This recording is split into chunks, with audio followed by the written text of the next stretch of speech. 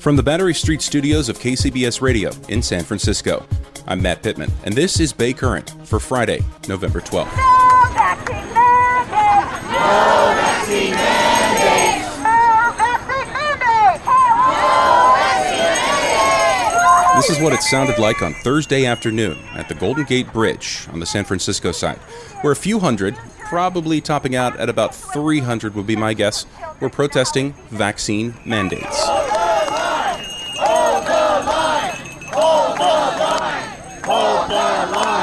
So, let me take care of some obvious housekeeping before we move on. This was a cross between a group of people, many of whom were up to their necks in the deepest right-wing fever swamps of conspiracy theories, and many who were a little more accepting of common, verifiable information, but just don't like being told what to do. Yes, verifiably false and debunked misinformation was rampant. I simply didn't have the time, however, nor did I feel it offered you a decent listening experience to constantly interrupt every interview or conversation and correct falsehoods that were being shared.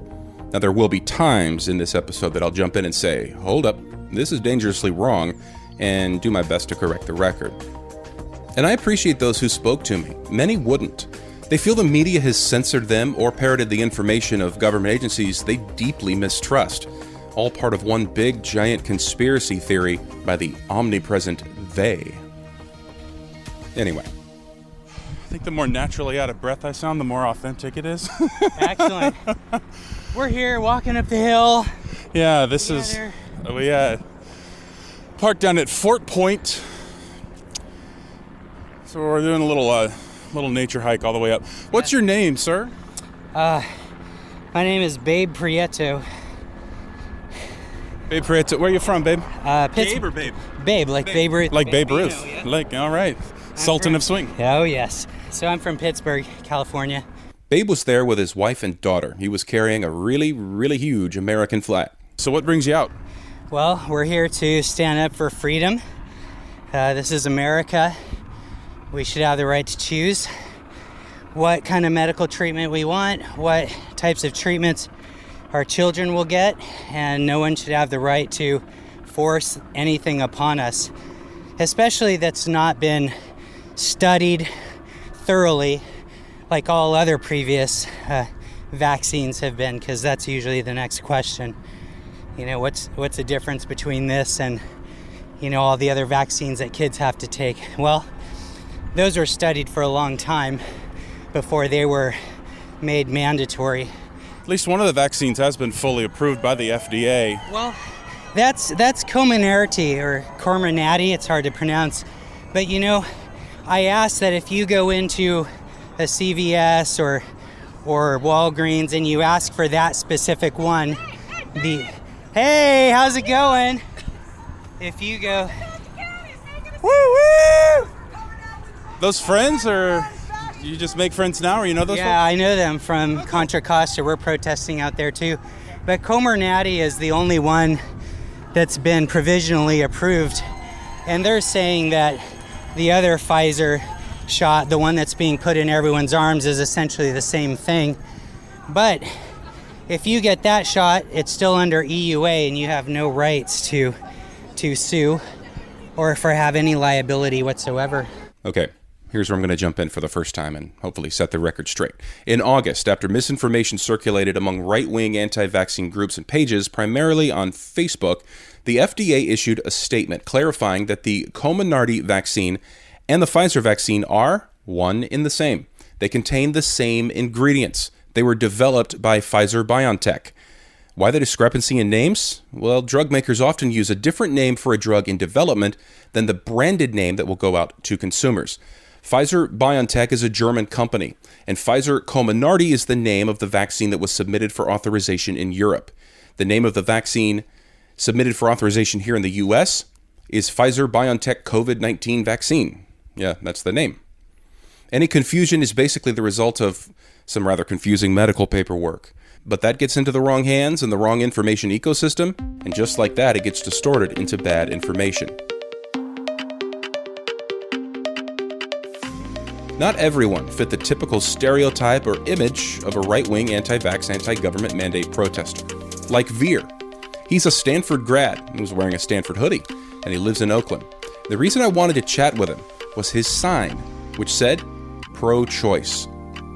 Not the type of message you expect to see at a protest of people who are overwhelmingly aligned with conservative Republican politics and positions on issues like vaccine mandates. It really stood out from the more common anti-big government messages, the many giant American flags and the "Don't Tread on Me" Gadsden flags, and from the more than a handful of dudes, and yeah, they were all dudes, who were decked out in tactical vests, or the "Let's Go Brandon" signs, which there were many.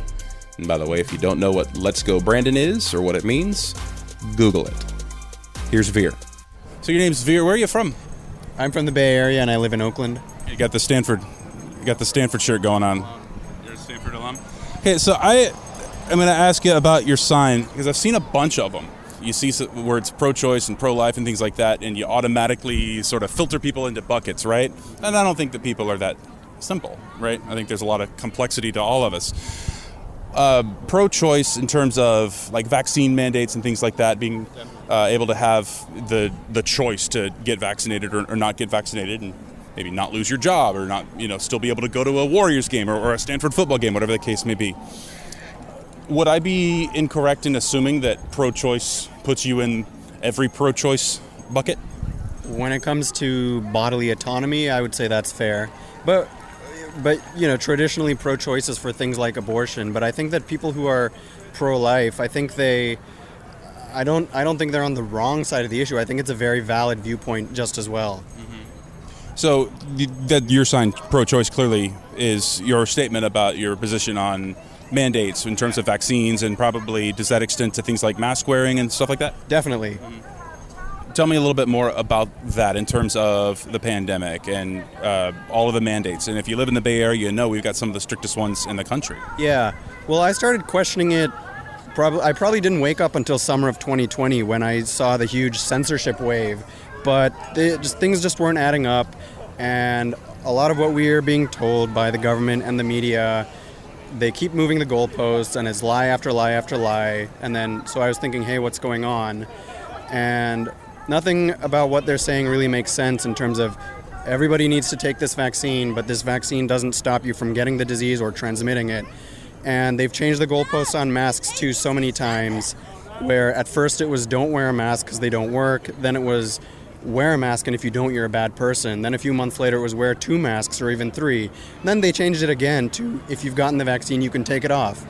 And so it's just changed so many times. And if you actually look at the science on masking, there aren't randomized controlled trials that show that it works. There's about a dozen that show that they don't work. And many questions with the vaccine trials as well. Can I ask your vaccination status? Unvaxxed. Living in a place like the Bay Area with so many different mandates and rules and regulations and restrictions, whatever you want to call them, how tough has that been? My partner and I, we spent most of the past year out of state, but since we've been back, San Francisco and Berkeley have done their indoor vax mandate thing. I felt pretty alone because most of the people I know, including my family, they buy into the mainstream narrative, and I'm one of the few people who doesn't. Has it changed your relationship and what you've been able to do in terms of family time? A bit, actually, yeah. My parents, they're also in the Bay Area, but they've made a rule where I because I haven't received the vaccine, can't stay overnight there. But they don't have the same thing for my brother. Even though, if I get sick or if somebody who has gotten the vaccine gets sick, we're equally likely to carry the viral load and spread it. So it doesn't make sense. I feel like I can't talk sense into them, and I feel the same way with a lot of my friends. Has to be tough. It is. Veer got me thinking, as I didn't expect to see the range of ideologies and political leanings that I did, and that's probably on me. Sure, it's the Bay Area. To put it in its most simple terms, predominantly left-leaning. But still, finding pro-choice, socially progressive yet anti-vax people making common cause with the more typical anti-vax right-wing crowd, it's kind of a trip. Why is it that everything that other top-rate scientists, including internationally known vaccine developers, are saying about the risks being completely censored? Unavailable. This is Claudia Ayers. She's from Walnut Creek. but she's a hardcore anti-COVID vaxxer. In fact, like many I spoke to, she's a full-fledged COVID denier. Early on, we had a spirited conversation about the U.S. death toll from COVID. The 700,000 dead here in the United States. 700,000 people died with COVID. Some of them were already basically dead or dying from other things. But the fact that they had tested positive at some point in the last 6 months from COVID, they call in that a COVID death. But it's not a death from COVID. It's a death with COVID. Other comorbidities, as many as 5, cancer, circulatory issues, diabetes, overweight, all of those things are what really killed them. I think what doctors would say, and I'm just playing devil's advocate, sure, absolutely. To have this conversation, and I do appreciate it very much, would say, look, if you've got diabetes, if you have hypertension, you have high blood pressure, you have cancer, that COVID being a disease that just so viciously attacks your immune system, if you have those comorbidities and you get COVID, you're in a world of hurt, and I think that's where those death numbers come from. Okay. Those people may not have died. They may have already been sick, but they may not have died had they not gotten COVID. Immediately, and they would have died in far fewer numbers if they had been treated instead of told home to see if you can recover on your own, and if you can't breathe, come back. They were nobody ever told them to get vitamin D. Nobody ever told them about ivermectin. They made that sound like you're an idiot to get it when it actually works. Nobody ever told them about any other of the various and many treatment options that many doctors have used successfully. I say this as respectfully as I can.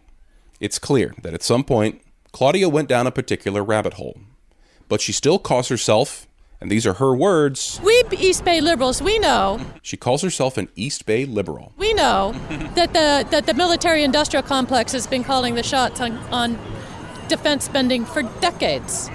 Wake up, folks. There's something else called a complex, and it's the medical-industrial complex, and it is driven by pharma. That sounds like a Bernie Sanders message.